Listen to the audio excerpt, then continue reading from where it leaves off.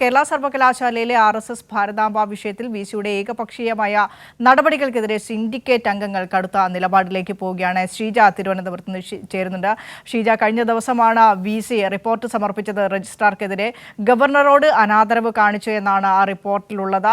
അതിനെതിരെ വലിയ രീതിയിലുള്ള പ്രതിഷേധം വരുന്നു. ഇടത് സിൻഡിക്കേറ്റ് അംഗങ്ങളൊക്കെ രജിസ്ട്രാർക്കൊപ്പം നിൽക്കും. ഒറ്റപ്പെടുത്താനോ വർഗീയവൽക്കരിക്കാനോ ഉള്ള ശ്രമങ്ങളെ ചെറുത്തു തോൽപ്പിക്കുമെന്ന ഇടതുപക്ഷ സിൻഡിക്കേറ്റ് അംഗങ്ങൾ കഴിഞ്ഞ ദിവസം തന്നെ നിലപാട് വ്യക്തമാക്കിയതാണ്. ഇപ്പോൾ സിൻഡിക്കേറ്റ് അംഗങ്ങൾ നിയമ നടപടിയിലേക്ക് കടക്കാനാണോ ഒരുങ്ങുന്നത്? വിൻഷ, സിൻഡിക്കേറ്റ് അംഗങ്ങൾ നിയമ നടപടിയിലേക്ക് കടക്കാനല്ല ഒരുങ്ങുന്നത്. മറിച്ച് സിൻഡിക്കേറ്റ് അംഗങ്ങൾ അടിയന്തരമായി തന്നെ സിൻഡിക്കേറ്റ് യോഗം വിളിച്ചു ചേർക്കേണ്ടതുണ്ട് കേരള സർവകലാശാലയുടേത് എന്നുള്ളൊരു ആവശ്യവുമായാണ് ഇപ്പോൾ രംഗത്തെത്തിയിരിക്കുന്നത്. ഏതായാലും ഈ വിഷയത്തിൽ വിസി ഡോക്ടർ മോഹനൻ കുന്നുമ്മലിന് ഇതിനകം തന്നെ കത്ത് നൽകുകയും ചെയ്തിട്ടുണ്ട്. ഏതായാലും ഇതിൽ ഇവർ പറയുന്നത് ഏകപക്ഷീയമായി രജിസ്ട്രാറെ ഈ വിഷയവുമായി ബന്ധപ്പെട്ടുകൊണ്ട് ആക്രമിക്കുക എന്നുള്ളതാണ് വിസി ലക്ഷ്യമിടുന്നത്. അതിന്റെ ഭാഗമായാണ് ഗവർണർക്ക് അത്തരത്തിലൊരു റിപ്പോർട്ട്, രജിസ്ട്രാർക്കെതിരെയുള്ള ഒരു റിപ്പോർട്ട് നൽകിയിരിക്കുന്നത്.